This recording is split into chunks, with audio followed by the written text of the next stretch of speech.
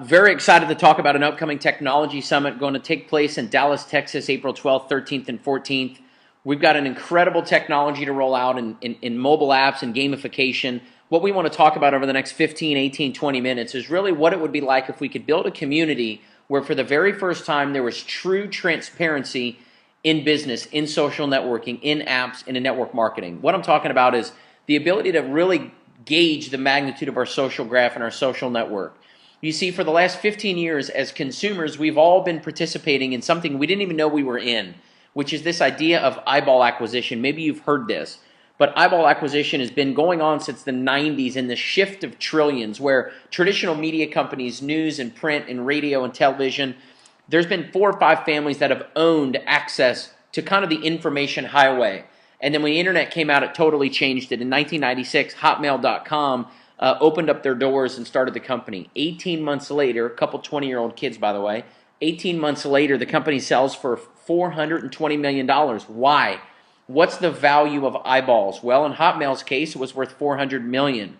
And then after that, MySpace sells to Rupert Murdoch in 2005 for $580 million. Facebook opens up, Twitter opens up, YouTube opens up. And the values for these companies have been unbelievable. It's been astonishing. It's not about the revenue that they create, it's about the eyeballs that they acquire. Because if you think about it, Facebook has never charged any of us to use Facebook. Instagram had never raised $1 in revenue. They've never sold anything, but they sold to Facebook for $1 billion. Why? Eyeballs. Today's real estate values aren't in houses, they're not in locations or mansions, they're in cell phones. Because people's phones are glued to their faces.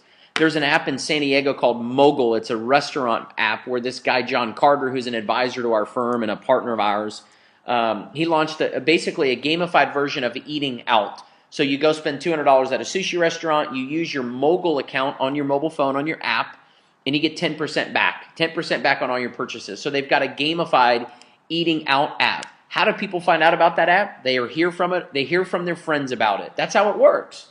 So as you watch the world change right in front of your eyes, don't take my word for it. Take the world's word for it.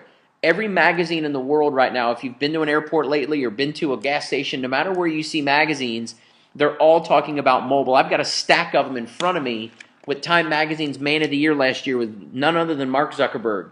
Whether it's Entrepreneur or TechCrunch or Fortune or Time Magazine, all of them are all talking about mobile and this current credibility. It's not about industries that are 10 and 20 and 30 years old operating on those old rules and running those old plays.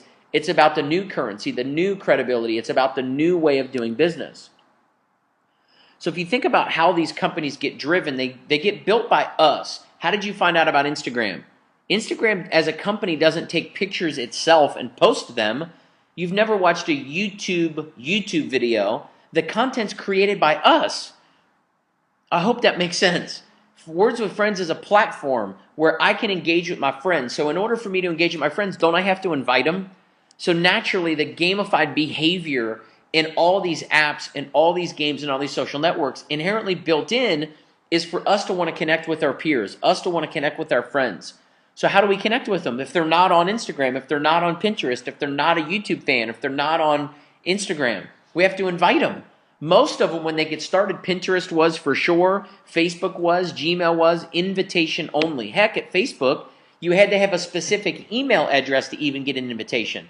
You had to have a Harvard.edu email address to even get in their deal. And then once they get out of the gates, Instagram got 1 million downloads in their first 30 days, 100 million in 18 months, and then sold the company for $1 billion. So a lot of people think this is a trend. A lot of people think this is like a cool thing. It's not a trend. It's a way that we live our lives. You know, smartphones are an indispensable part to the way that we live. It doesn't matter if you live in San Diego, Tokyo, Mexico City, or Moscow, or Zimbabwe for that matter. Everywhere in the world, people have their lives have been transformed by the consumer behavior that the cell phones have driven. They help navigate our world. They help connect people. People use our cell phones as a way to shop. People use their cell phones as a way to manage their investments, as a way to manage their bank accounts. People use cell phones in these mobile apps through health and fitness apps, whether it's like a MyFitnessPal where they track their calories, they track their walks, their runs. Nike's got an app out where people can measure the distance, their rate, their pace, their time. There's a mobile app for everything. You've heard that line used for a couple of years, but today it's true. There's over 1 million mobile apps out there, and it's not a domestic U.S. conversation. We're talking about a global movement. To give you an idea, there's more mobile phones in China than computers in the world. If you look at the United States, there's 103% mobile phone penetration. That means there's more phones than people. Europe, 120% of Europe has a mobile phone. Is that the craziest thing you've ever heard or what?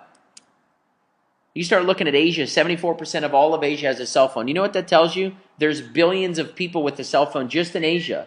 We're fishing in a very large stock pond, and the fish are hungry. And one of the unique things about this movement or this story is it's so funny that venture capital dollars are just pouring into this space where every time you turn around, there's another company going public for $100 million or another company being purchased for $250 million. Or another mobile app that just launched 4 months later, they got 30 million downloads. To give you an idea of how fast it's growing, Angry Birds' last app got 50 million downloads in 35 days. 35 days, 50 million downloads. The audience build in this conversation is so freaking big, it's like nothing we've ever seen before. And the reason is because there's an app for everything. Today's value is in the eyeballs. And if you think about it, grab your cell phone right now. I actually have a white iPhone 4S. It's the same phone that's on the screen right now. And half the apps that are on the screen, I have in my phone. I've got an Angry Birds app. I have Voxer on my phone. I have Pinterest. I have Gas Buddy because I never want to pay too much for gas. Gas Buddy tells me where to get the cheapest gas. I have Pandora because I don't listen to the radio because it's full of crappy commercials. I have Ticketmaster because I have an in-app alert system, and I've checked all the bands that I like, and I get alerted anytime they ever come to California. I play Jeopardy on my phone. I have TripAdvisor on my phone, so I always know where to eat cool restaurants, stay at cool hotels. I've got apps on my phone like Send It Social, which is an app where I can send gifts to my friends through an app. If I want to send a martini to you across the country, I can do it without ever leaving my phone. That's the world that we're in. Our world has completely been appified. And if you think about some of the uniquenesses of some of the apps, this is an app called Giftly. Think about how much revenue is being generated from the apps. It's not just a free app and it's a cheesy little way that people can chat or play games with each other. Apps are real business. This is an app that just raised another few $1 million. It's an app that you can send gifts to people all around the world, not just for Christmas. I'm talking everyday stuff. You can send a gift card to a sushi restaurant. You can send a cup of coffee to somebody on the other side of the world in Tokyo. And you can do it right from your phone, right to their phone. And it's the easiest thing to do. But think about how much commerce, how much revenue is flowing through a community like that. Imagine being able to send gifts to your friends and get paid to do it. Imagine to introduce your friends to an app community where when they download gifts, they buy gifts, they send gifts, you get paid off of all of it. So now instead of being in just skincare or just weight loss or just real estate or just finance, you can build an app community that has apps in all industries. And you get a little sliver off of all of them, almost like a toll booth. Every single dollar that flows through there, pop, pop, pop, pop, pop, pop, you get a piece of all of it. Think of how sick that would be. So to me, the thing that powers this entire conversation isn't the apps themselves, it's the behavior that drives the apps. People always say compensation drives behavior, but what behavior does that compensation plan drive? Think about games. How in the world does Farmville get $3 million in revenue every single day? It's a fake farm with fake farmers, fake squash, fake rewards, fake prizes, and fake money. But they're generating real dollars, $3 million a day. You know why? They've got tens of millions of people plugged into it every single day. Every single day. Why? Social connection, interaction. People want to be a part of a community. People want to be challenged. They want to be rewarded. They want to be recognized. And all of those things exist inside of Farmville. What is Farmville? It's a game. The behavior that games create. The number one rule for a game, it's got to be fun. But the best games are the games that are helpful and useful. So imagine if we could gamify app sharing. What if we could build an incentive model to where your mission was to go out and open the eyes of other people? Add gamification on top of building a business. That's what we're talking about doing. And what's so cool about it is it's a completely fresh perspective with points and downloads and games and rewards. Download apps, refer your friends, earn rewards. Very, very simple concept. It's been done in so many other industries. Think about it. What airline do you fly? And why do you fly that airline? Do you have points? Do you get miles? How about your credit card? What about the credit card commercials on television all the time that if you use this credit card, you get 5% back, 5% cash back on your credit card? That's gamification. You've been gamified. The whole world has been gamified. Restaurants, credit cards, hotels, shopping, loyalty rewards cards, buy 10-foot-long sandwiches, get your 11th one free. That's a game. That's gamification. So what's so strong about a group of people collectively with collaboration in a transparent world, one person can change the world. The power of one to change many. And it only starts with one person. That's how Facebook started. One guy, Mark Zuckerberg, told his 4 roommates. His 4 roommates, one of them was in a fraternity. He told his 15 fraternity buddies, and it blew up. A few months later, they were all over every Ivy League school. A handful of months later, they're all over every college. A handful of years later, they're at 500 million people. In 2013, they're over 1 billion. 8 or 9-year-old company started by a 20-year-old kid. How in the world did it happen? Started with one guy, changed the world. And it's all about, in our world, transparency. Nobody made any dollars in Facebook. There's people in Facebook that were one of the first 500 people to download it and get on the website. They've got 100 million people in their group. They don't even know it because Facebook's not transparent. Some of the very first people to download Instagram and share it on their Twitter pages. Do you know how many people downloaded Instagram because they saw them post something on Twitter? Well, you'd never know because Twitter doesn't tell you. You have no idea. Instagram doesn't tell you. You know how many people that you've introduced to LinkedIn have told other people? It shows you through 2 levels how many connections you have, but it stops. Could you imagine if you could actually see how big of an audience you really have, how powerful and influential you truly are? What if we added dollars to the back end of that? Do you think people would get excited about that? It really is time to reward people for their social graph.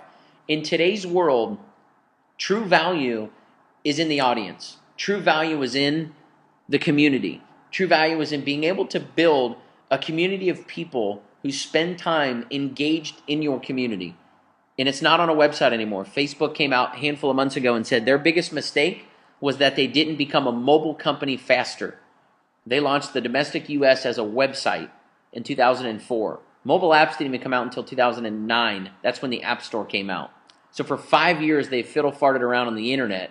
And then all of a sudden, once the mobile app came out, it exploded. Because we're in a mobile world.